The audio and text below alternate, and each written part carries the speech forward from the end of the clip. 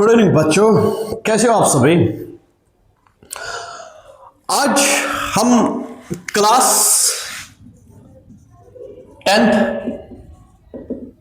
History के पहले chapter nationalism in Europe से शुरुआत करेंगे। Nationalism in Europe.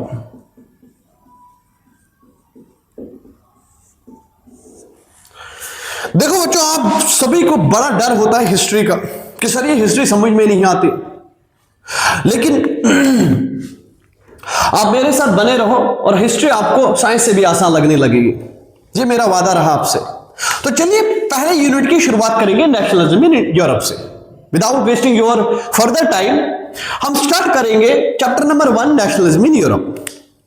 अब जहां तक नेशनलिज्म इन यूरोप की बात है, पहले ही आपके जहन में दो सवाल होंगे, सर नेशनलिज्म क्या है एंड ये यूरोप क्या है। अब ये यूरोप हमें पता है बेटा, यूरोप एक कॉन्टिनेंट है, जैसे एशिया एक कॉन्टिनेंट है, यूरोप एक कॉन्टिनेंट है। ये कोई रॉकेट साइंस वाली बात तो है ही नहीं कि यूरोप एक कॉन्टिनेंट है, ये सभी को पता है। सर ये नेशनलिज्म क्या है, इससे पहले हम इस नेशनलिज्म आइडियोलॉजी को पढ़े, मैं आपको इस यूनिट का एक बैकग्राउंड क्रिएट करवाऊंगा और फिर एनसीईआरटी का जो पहला जो फ्रेडरिक सोरियो फ्रेंच आर्टिस्ट के बारे में लिखा है, कहीं ना कहीं हमें उसे फिर पढ़ना आसान हो जाएगा। तो चलिए पहले इसका बैकग्राउंड क्रिएट करेंगे। Now we are going to create the background of this nationalism in Europe, ताकि आपको कहानी का पहला पन्ना फ्रेडरिक सोरियो समझ आ जाए। हमारी कहानी की शुरुआत 19th सेंचुरी से होगी, ज्यादा पीछे नहीं जाएंगे, 18, 16, 15। हमारी कहानी की शुरुआत 19th सेंचुरी से होगी। अब 19th सेंचुरी यूरोप में क्या था बेटा, 19th सेंचुरी यूरोप में थे एब्सोल्यूट इंस्टीट्यूशंस। अब आपका पहला ही सवाल होगा कि सर ये एब्सोल्यूट इंस्टीट्यूशंस किनको कहते, वी विल डिस्कस, टेंशन ना लो बेटा। 19th सेंचुरी यूरोप में क्या थे, एब्सोल्यूट इंस्टीट्यूशंस। सर ये एब्सोल्यूट इंस्टीट्यूशंस क्या है, एग्जांपल, यूरोप में थी एब्सोल्यूट मोनार्की। Absolute monarchy. ना प्लीज चार चीजें आप मेरे साथ अंडरस्टैंड करो, आपको ये यूनिट समझ में आ जाएगा। एब्सोल्यूट मोनार्की, यूरोप में था फ्यूडलिज्म। यूरोप में क्या था बेटा, फ्यूडलिज्म। यूरोप में था social division. Social division, we will discuss what actually this social division is. And last but not the least, जो हम इस यूनिट में कवर करने वाले हैं, यूरोप में क्या था, एब्सोल्यूट मोनार्की, दूसरा फ्यूडलिज्म, तीसरा सोशल डिवीजन, एंड चौथी दैट इज सबसे बुरी चीज, that is privileges based on birth. अब आप कहोगे सर एनसीईआरटी के पहले पन्ने में तो ये लिखा ही नहीं, वहां तो फ्रेडरिक सोरियो को कवर किया गया। बेटा फ्रेडरिक सोरियो को समझने से पहले हमें ये सारी चीजें समझना जरूरी है, ताकि फिर हम इस आदमी को समझ पाए 1848 में क्यों ये आर्टिस्ट की एक फॉर्म ला रहा है सामने। We will discuss. पहली चीज एब्सोल्यूट मोनार्की। यूरोप के हर किसी देश में, देखो प्रेजेंट डे हमें जर्मनी जो मिलेगी, प्रेजेंट डे अगर आप जाओगे यूरोप में तो इटाली मिलेगी, प्रेजेंट डे आप जाओगे बेल्जियम मिलेगा, लेकिन 19th सेंचुरी में ऐसा कोई कंसेप्ट नहीं था। There was no concept of nation. Nation का मतलब है जो आपको प्रेजेंट डे जर्मनी मिल रही है इस वक्त, वो कहीं ना कहीं 19th सेंचुरी में प्रेजेंट डे जर्मनी का कोई कंसेप्ट नहीं था। तो फिर क्या था, वी विल डिस्कस। अब यूरोप में सबसे बड़ी बुरी चीज जो थी, that was absolute monarchy. Sir absolute monarchy किसको कहते हैं, write down the definition of absolute monarchy. Absolute monarchy means monarchy with unlimited powers, with unlimited powers, with no checks and balances, with no checks and balances, with no checks and balances। अब आप कहोगे sir हमें तो ये समझ ही नहीं आया absolute monarchy. अब इतना समझो, यूरोप के जितने भी कंट्रीज हुआ करती थी, यहां राजाओं का क्या हुआ करता था, राज हुआ करता था। मोनार्की और किंग, मोनार्क कहो किंग कहो, this one of the same thing.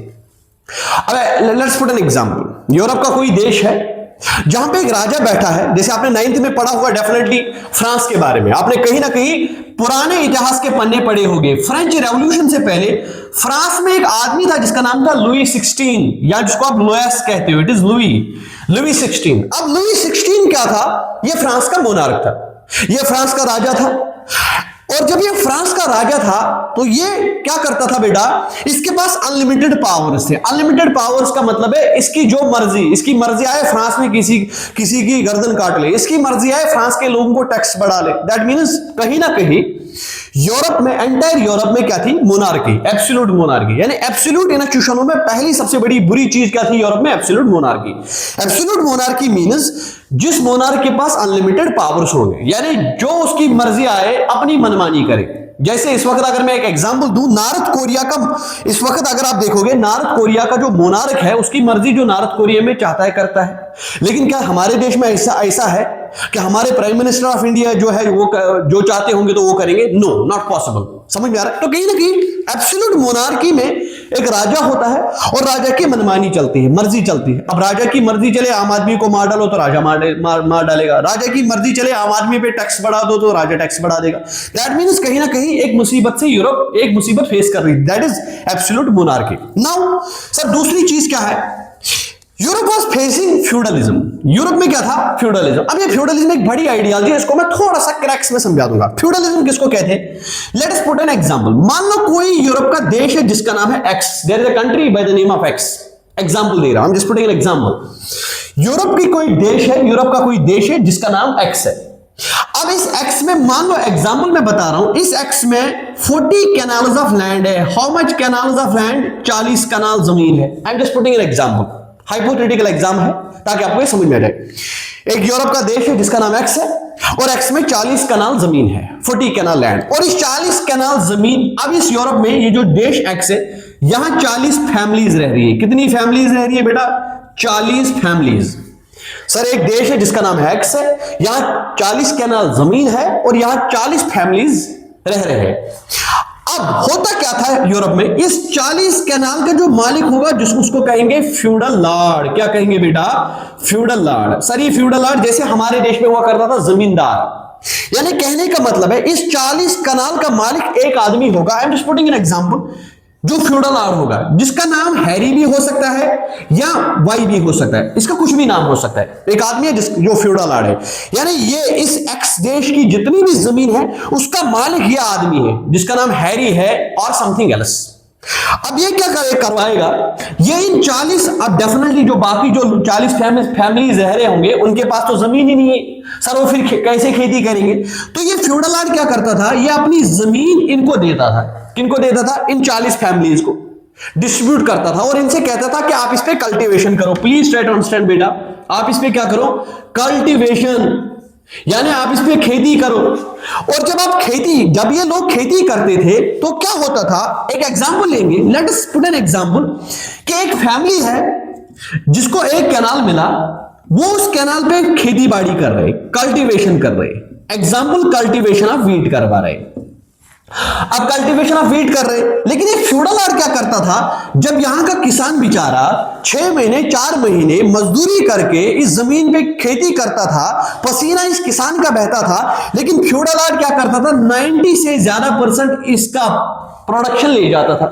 यानी अगर किसान को एक कैनाल जमीन से 4 बैग्स वीट के निकले तो ये फ्यूडल लॉर्ड इससे 3 बैग्स ऑफ वीट ले जाता था as a tax. That mean this is called feudalism.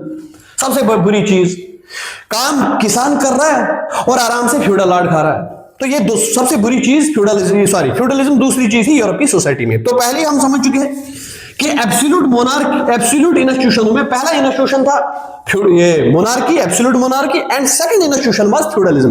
Now coming to the third, अगर आपको बेटा पता होगा कि फ्रेंच रेवोल्यूशन जब आपने पढ़ा होगा तो फ्रेंच रेवोल्यूशन में आपने पढ़ा होगा कि फ्रांस की society, the French society was divided into 3 estates.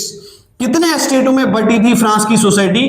3 estates, यानी 3 क्लासेस में, 3 क्लासेस में। इन शॉर्ट, फर्स्ट यानी class of clergy, I am just putting an example. दूसरा नोबेलिटी, एंड तीसरा जिसको कहा जाता है commoners. First estate, second state and third state commoners.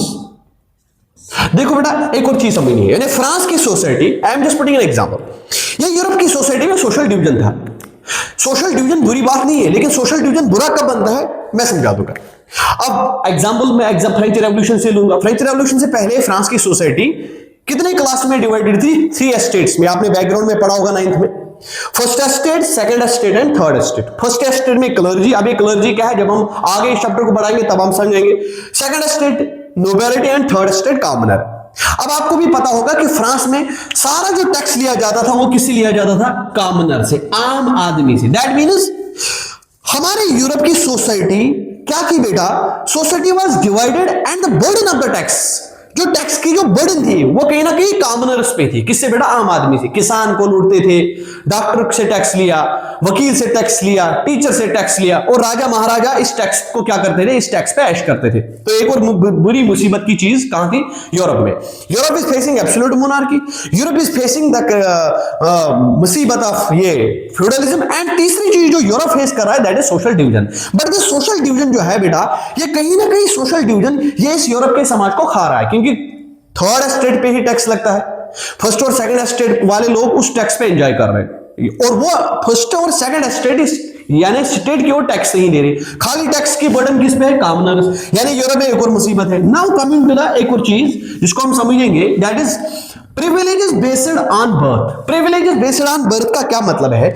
यानी यूरोप का समाज, यूरोप की सोसाइटी ऐसी बनाई गई थी कि राजा का बेटा ही राजा बनेगा। किसका बेटा राजा बनेगा? राजा का बेटा। डॉक्टर का बेटा ही डॉक्टर बनेगा, डॉक्टर का बेटा क्या बनेगा? इसी को कहा जाता है privileges based on birth. Teacher का बेटा ही टीचर बनेगा, टीचर का बेटा ही क्या बनेगा बेटा? Teacher. This is called a privileges based on birth. एक और चीज जो यूरोप की सोसाइटी फेस कर रही थी that is privileges based on birth. अब आप कहोगे सर इसमें क्या खराबी है? इसमें खराबी है बेटा। अब डॉक्टर साहब का बेटा डॉक्टर बन रहा है, लेकिन ये जो बेटा इसका है जरूरी नहीं कि जितना इंटेलिजेंट इसका फादर का उतना ही इंटेलिजेंट इसका आने वाला बच्चा हो सकता है वो नालायक और निकम्मा हो, और वो डॉक्टर क्या वो चपरासी बनने के काबिल ना हो। लेकिन यूरोप की सोसाइटी इसको क्या बना रही है? Base privileges based on birth के हिसाब से डॉक्टर। अब कुआं लोहार का बेटा ऑटोमेटिकली लोहार बन रहा है, लेकिन क्या ऐसा समाज होना चाहे जहां लोहार का बेटा लोहार ही बनेगा? क्या मेरिट कोई चीज ही नहीं है? MERIT, मेरिट कोई चीज नहीं। इसीलिए मेरिट का मतलब है अगर कोई आदमी जो किसान है, जैसे यूरोप की सोसाइटी में किसान का बेटा किसान ही ऑटोमेटिकली बनेगा, लेकिन क्या किसान का बेटा टैलेंटेड नहीं हो सकता है? क्या वो डॉक्टर नहीं बन सकता है? क्या वो इंजीनियर नहीं बन सकता है? लेकिन यूरोप का समाज उसको किसान ही बनाएगा, क्योंकि प्रिविलेजेस बेस्ड ऑन बर्थ वाला सिस्टम था। दैट मींस कहीं ना कहीं ये 4 चीजें यूरोप की सोसाइटी को अंदर से खा रही थी। इसीलिए ना बैकग्राउंड आपको क्लियर हुआ होगा कि यूरोप की सोसाइटी 4 चीजें फेस कर रही है। नंबर 1 एब्सोल्यूट मोनार्की, यानी एब्सोल्यूट मोनार्क्स बैठे। नंबर 2 फ्यूडलिज्म, सबसे बुरी चीज है जो कि पीजेंट्री को खा जाएगी। Number 3 privileges based on birth वाला system, and number 4 that is social division. But this social division जो है, ये जो समाज में डिवीजन हुआ है, ये कहीं ना कहीं डिस्क्रिमिनेटरी है। क्या बेटा? कि खाली टैक्स देगा थर्ड स्टेट। तो कहीं ना कहीं ये सारी चीजें यूरोप में चल रही है। इतना ही नहीं, यूरोप में एक और चीज चल रही है, दैट इज यूरोप में nation, there was no concept of nation. Modern nation का कोई कंसेप्ट नहीं था, there was no concept of nation. अब आप कहोगे सर ये क्या है, हमें तो ये लाइन समझ में नहीं है कि there was no concept of nation. मैं समझा दूंगा। एग्जांपल, अगर मैं आज आपसे कहूं बेटा कि मुझे जाना है फ्रांस, तो फ्रांस की कोई सरहद भी तो होगी। जैसे एग्जांपल, हमारे देश की एक सीमा है, there is a geographical boundary. अगर मैं अपने इंडिया को बनाने की कोशिश करूंगा तो ये मेरे देश की एक ज्योग्राफिकल बाउंड्री है। This is the geographical boundary of India. जैसे मैं देखूंगा कि इंडिया के इस साइड में है चाइना, अब चाइना की भी तो ज्योग्राफिकल बाउंड्री है, लेकिन उस टाइम में क्या हुआ करता था? There was no concept of nation. Nation का कोई कंसेप्ट नहीं था। एग्जांपल सर, एग्जांपल क्या है? There was concept of empires, there was no concept of nation. 19th century Europe में नेशन का कोई कंसेप्ट नहीं था। किसका कंसेप्ट था? एम्पायर। अब सर एम्पायर क्या? मैं बना दूंगा example. Let's put an example. मैं एग्जांपल दे रहा हूं। एक एम्पायर है जिसको कहते हैं Habsburg empire. I am just putting an example. अभी आपको हैप्सबर्ग एम्पायर क्या है ये नहीं पता। मान लो एक एम्पायर है 19th सेंचुरी यूरोप में जिसका नाम है हैप्सबर्ग एम्पायर। अब उस एम्पायर में प्रेजेंट डे फ्रांस का भी एरिया है, प्रेजेंट डे जर्मनी का भी एरिया है, प्रेजेंट डे बेल्जियम का भी एरिया है। तो क्या ये जो एम्पायर है, जिस एम्पायर के ऊपर एक महाराजा बैठा है, राजा बैठा है, यानी जिस एम्पायर को एक राजा संभाल रहा है, उस एम्पायर में आज का फ्रांस है, जर्मनी का थोड़ा हिस्सा है और बेल्जियम का हिस्सा है। तो क्या आपको लगता है तब नेशन का कोई कंसेप्ट था?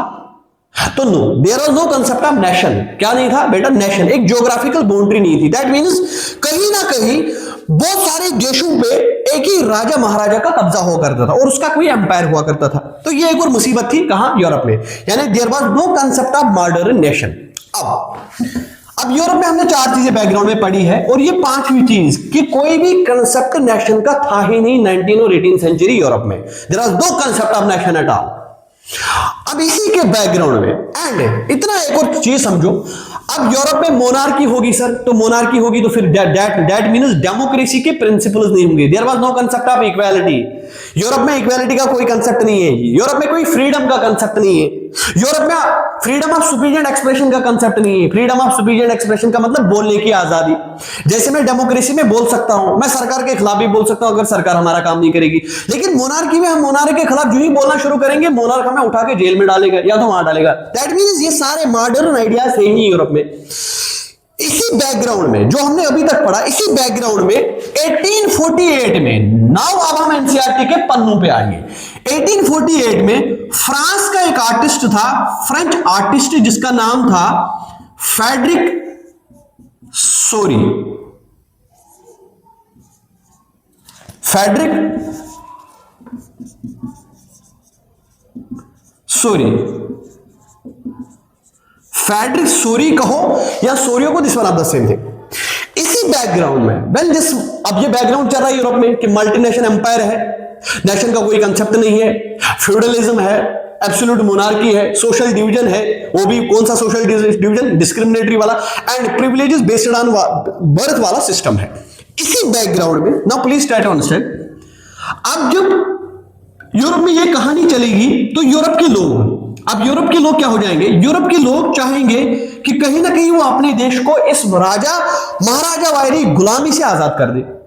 वो भी चाहेंगे कि जैसे यूएसए में डेमोक्रेसी है उसी तरीके का कहीं ना कहीं कंसेप्ट यूरोप के देशों में आ जाए। जर्मनी भी चाहेगी कहीं ना कहीं जर्मनी एज ए नेशन को बनाया जाए और जर्मनी के लोगों को अलग किया जाए, जर्मनी में मॉडर्न डेमोक्रेसी लाए। Example, I am just putting an example. इसी बैकग्राउंड में क्या हो रहा है? जब ये सारा बैकग्राउंड चल रहा है, 1848 में एक फ्रेंच आर्टिस्ट आता है जिसका नाम है फ्रेडरिक सोरी। फ्रेडरिक वो क्या करता है बेटा? He prepared a series of 4 paintings.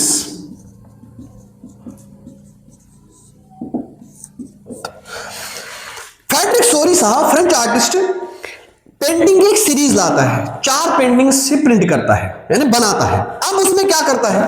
अब जो हमें एनसीईआरटी में जो पेंटिंग दी गई पहले पन्ने पे, उस पेंटिंग का नाम क्या था? The dream of world wide democratic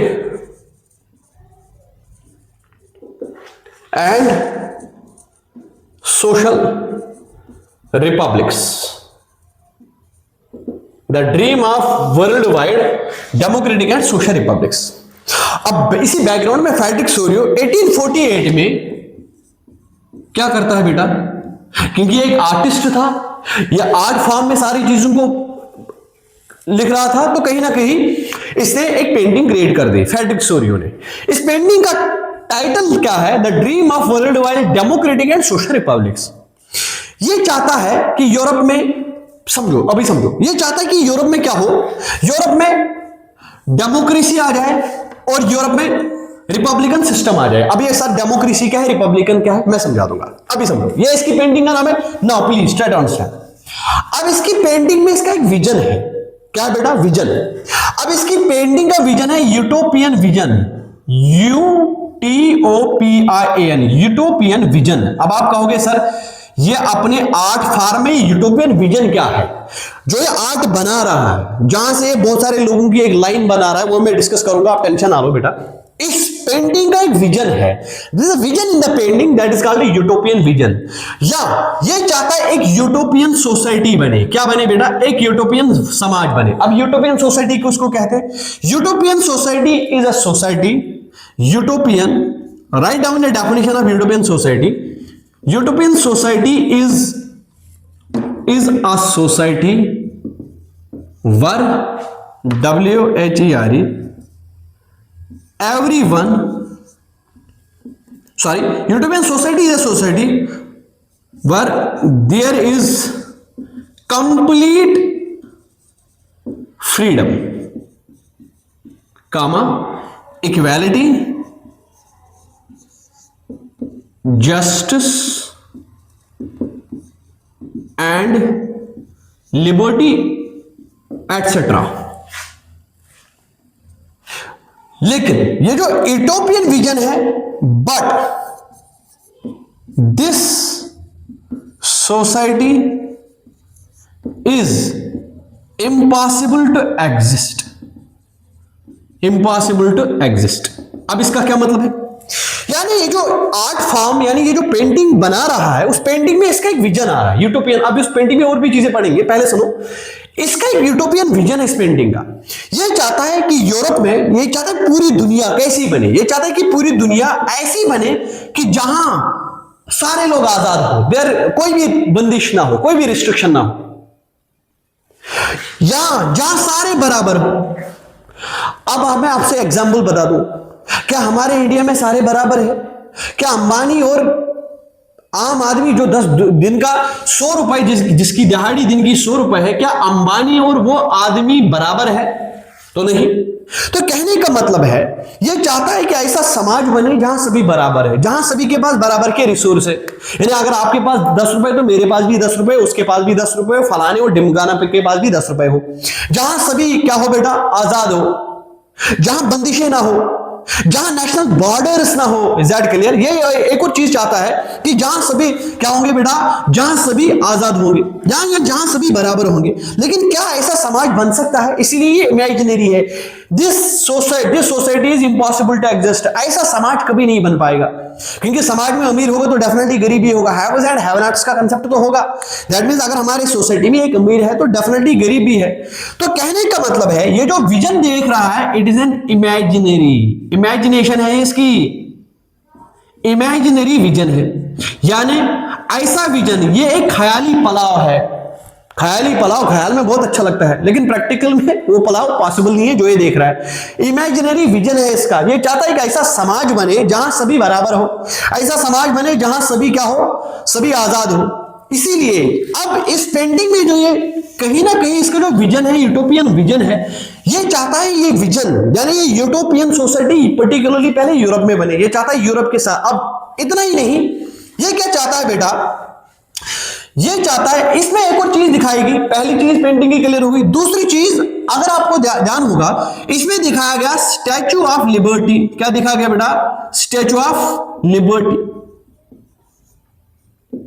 इसमें एक स्टैचू ऑफ लिबर्टी दिखाया गया। अब ये स्टैचू ऑफ लिबर्टी क्या बता रहा है? स्टैचू ऑफ लिबर्टी कहीं ना कहीं ये बताने की कोशिश कर रहा है अपनी पेंटिंग में कि ये चाहता है कि यूरोप के जितने भी देश हैं, यूरोप के जितने भी देश हो, वो आजाद हो जाए।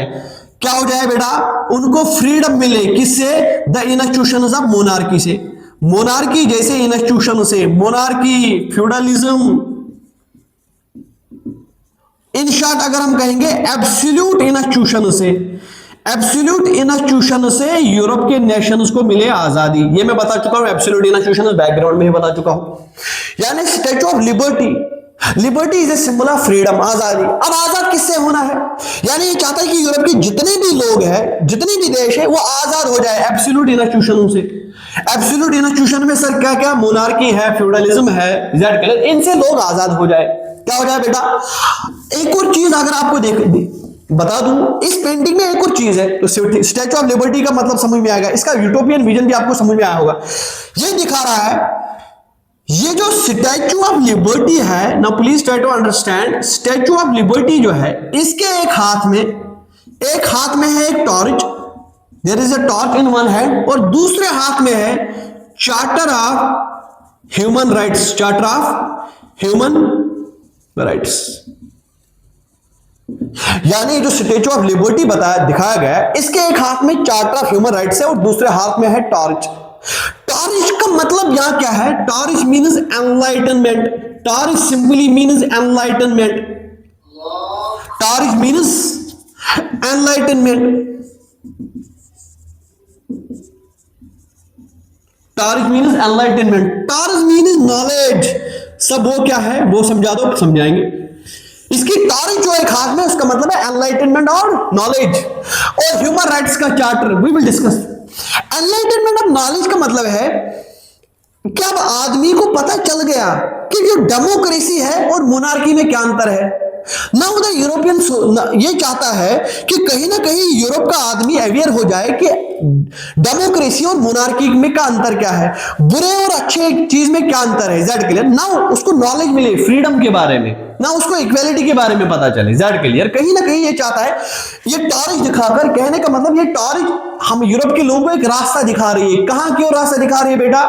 ये रास्ता दिखा रही है इक्वालिटी की ओर, ये रास्ता दिखा रही है डेमोक्रेसी की ओर। प्लस इसके यहां दूसरे हाथ में चार्टर ऑफ ह्यूमन राइट्स। अगर आपने फ्रेंच रेवोल्यूशन पढ़ा होगा तो 1793 में एक ह्यूमन राइट्स का एक चार्टर बना था। ह्यूमन राइट्स का चार्टर में इन शॉर्ट बता दूं, इस चार्टर में लिखा होगा हमारे अधिकार, राइट। जैसे मेरे पास right to freedom of speech and expression, ये मुझे आर्टिकल 19 देता है।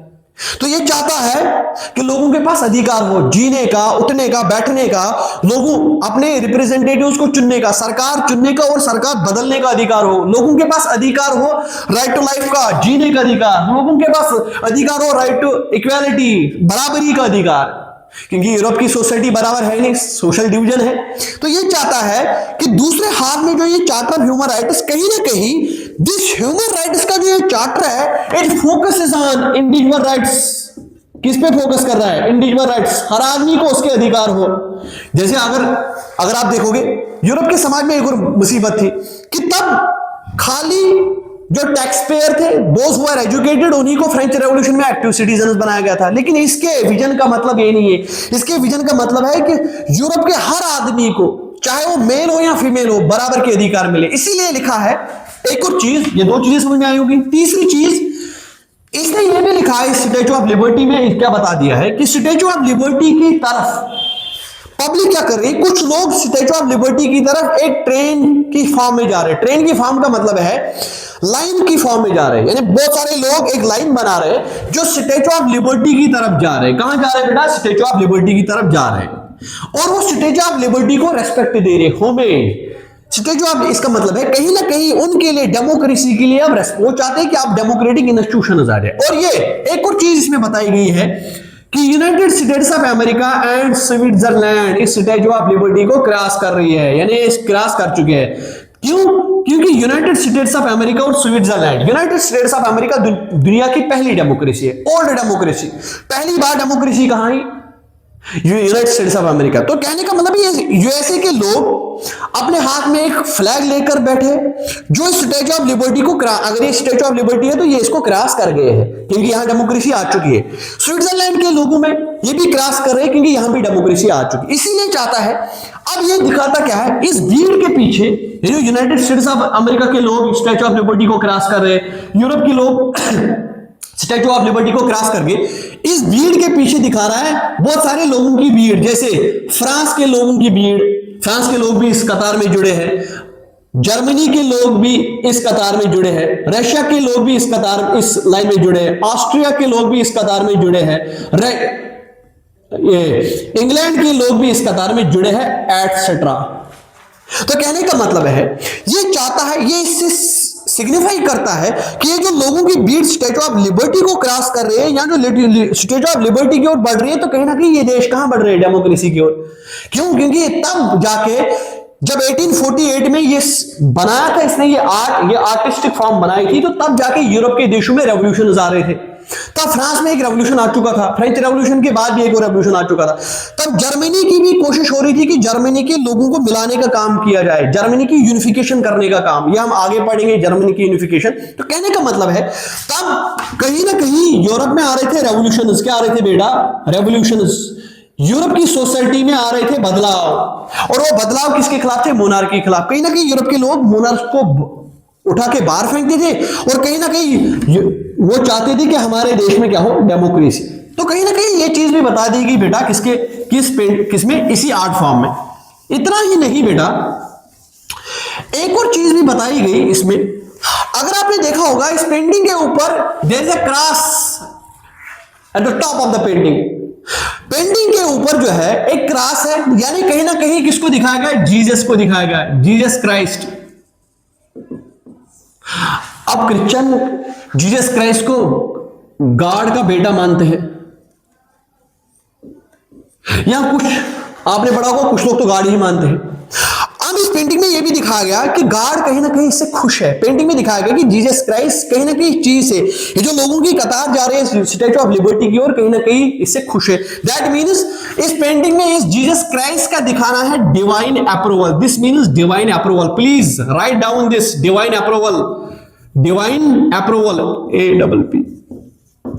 सर ये डिवाइन अप्रूवल क्या है, हमें तो समझ नहीं आया। समझो, यानी देखो बेटा, जब भी यूरोप की सोसाइटीज में कोई राजा महाराजा बनता था, जैसे फॉर एग्जांपल फ्रांस का राजा है लुई 16, तो वो फ्रांस के लोगों से कहता था कि मुझे आपने राजा नहीं बनाया, मुझे बनाया भगवान ने, डिवाइन। दैट मीन्स मुझे ऊपर वाले ने बनाया। I am divinely appointed. क्या हूं मैं, डिवाइनली अपॉइंटेड, यानी मैं ऊपर वाले का भेजा हुआ रिप्रेजेंटेटिव हूं, नुमाइंदा हूं। मुझे आप लोगों ने नहीं बनाया, मुझे ऊपर वाले ने बनाया। तो लोग बेचारे रिवोल्ट करने से पहले 1000 बार सोचते, यार अगर इसके खिलाफ रिवोल्ट करेंगे तो दैट मीन्स हम वो रिवोल्ट कर रहे हैं ऊपर वाले के खिलाफ। इसीलिए यूरोप के जितने भी मोनार्क हैं, उन्होंने यूरोप के लोगों को बेवकूफ बनाया था कि वी आर डिवाइनली अपॉइंटेड, हमें तो भगवान ने खुद ही बना दिया। लेकिन अब डेफिनेटली भगवान तो ऐसे लोगों को नहीं भेजेगा एक देश को कंट्रोल करने के लिए। इसीलिए इस पेंटिंग में जीसस क्राइस्ट को इसीलिए दिखाया गया ताकि आपको मिल गया डिवाइन अप्रूवल। डिवाइन अप्रूवल का मतलब है आपका भगवान आपसे कह रहा है, आपका गॉड आपसे कह रहा है कि हाँ उठ जाओ, उठाओ, इन लोगों को बाहर फेंको। किन लोगों को, मोनार्क्स को। कहीं ना कहीं आप जो कर रहे हैं किसी मोनार्क के खिलाफ, भगवान भी उस चीज में खुश है। भगवान आपको क्या दे रहा है, गॉड क्या दे रहा है, गॉड आपको परमिशन दे रहा है कि उठा के इस आदमी को उठा के बाहर फेंक दो। जैसे लुई 16 को फ्रांस में बाहर फेंका गया, that is called divine approval. अब ये भी चीज दिखाएगी, प्लस कुछ एंजल्स दिखाएंगे, एंजल फरिश्ते दिखाएंगे कुछ इस पेंटिंग में।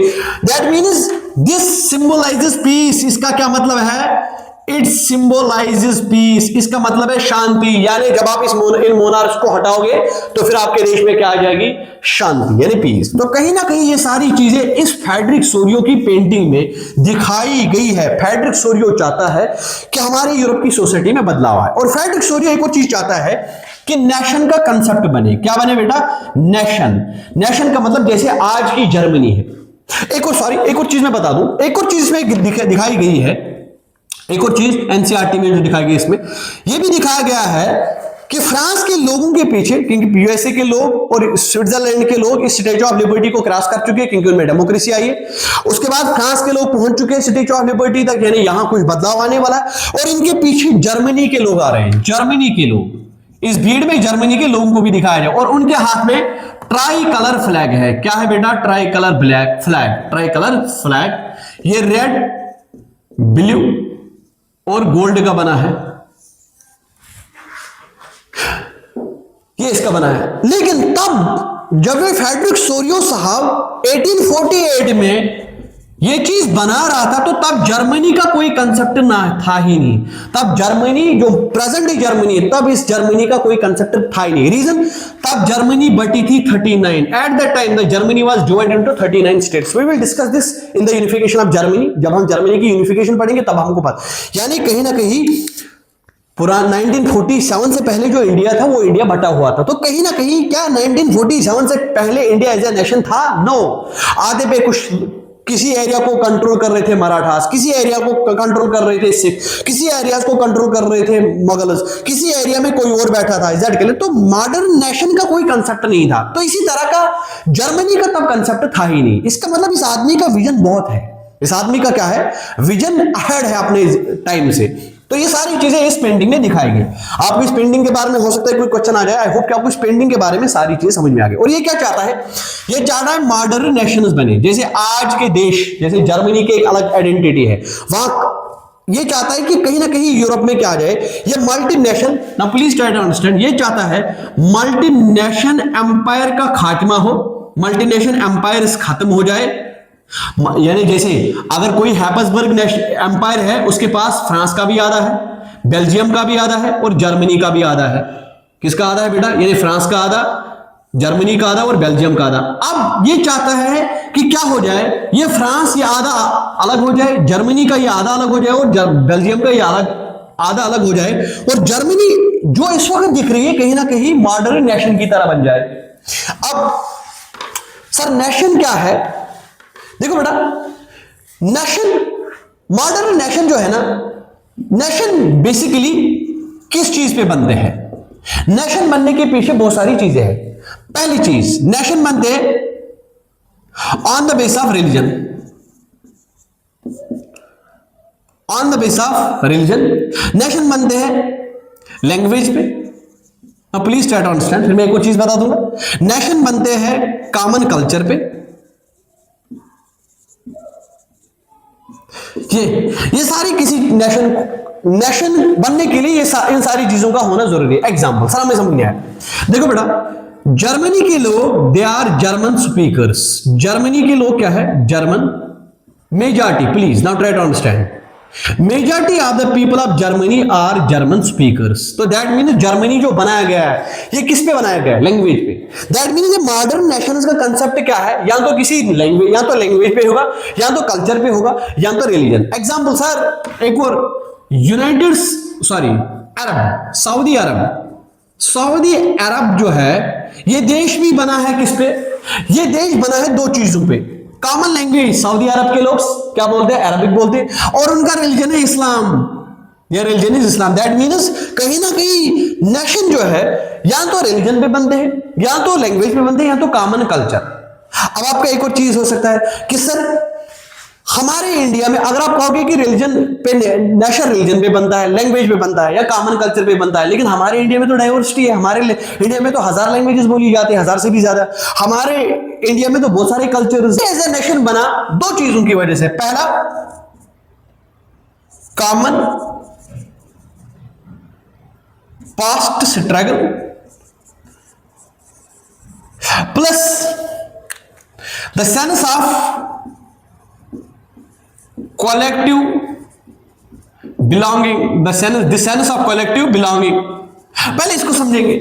The sense of collective belonging, in short बता रहा हूं बेटा, the sense of collective belonging का मतलब है हम सभी एक ही देश के रहने वाले, जैसे हिंदू मुस्लिम सिख ईसाई आपस में है भाई भाई। That is the concept of sense of collective belonging, कि we are the people of India। चाहे हिंदू हो, मुसलमान हो, सिख हो, ईसाई हो, कोई और भी हो, तो कहीं ना कहीं हम क्या है? कॉलेक्टिव बिलोंगिंग, क्या हम एक ही देश का हिस्सा है। दूसरा, कॉमन पास्ट स्ट्रगल।